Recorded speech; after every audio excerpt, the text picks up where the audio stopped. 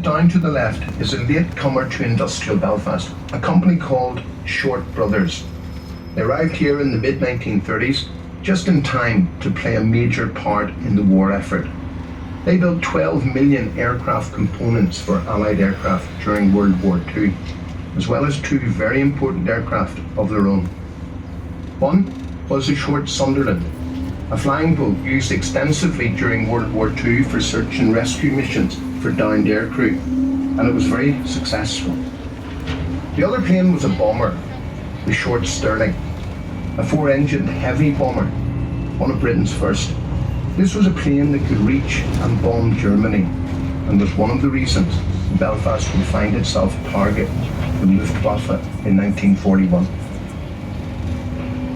You were on limited time, so you good as you can. It's close, so. Yeah, no good. And telling us stuff as well. We're on limited time, so. I did this when I went to Darwin that time.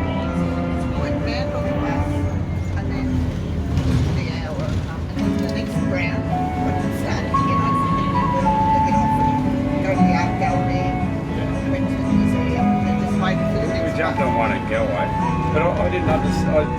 I asked him about that half hour one. He said an hour and 15 minutes again. Yes, I still don't understand. That's if we stay on the bus now and don't get off.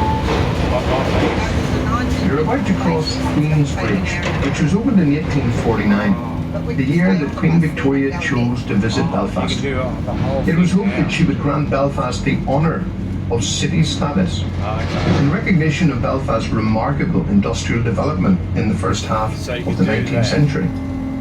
But she only stayed in Belfast come back for and go to the 4.5 city. hours, and in her haste to leave, she forgot, or probably never intended, to grant Belfast the city status it so craved. Belfast would have to wait nearly 40 years before becoming a city in 1888.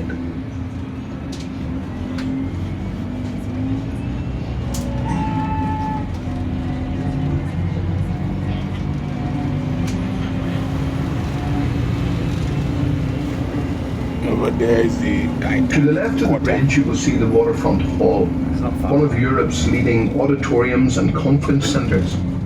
At the end of the bridge, the metal sculpture of a woman holding a large ring in the air is called the Beacon of Hope, symbolising the harmonisation of all the world's cultures. When it was brought to Belfast, it acquired a few nicknames, such as Nula with the hula, or the thing with the ring.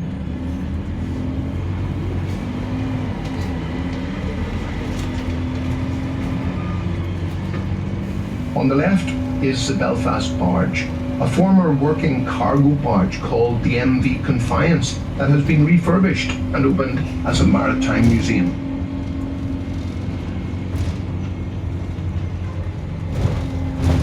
On the right are the Ahead on the right are the Laganside Courts, mostly built from glass, which is a relatively new concept in building here in Belfast. If you see a building built from glass here, you can be pretty sure it was built after 1998. Prior to that, you wouldn't dare.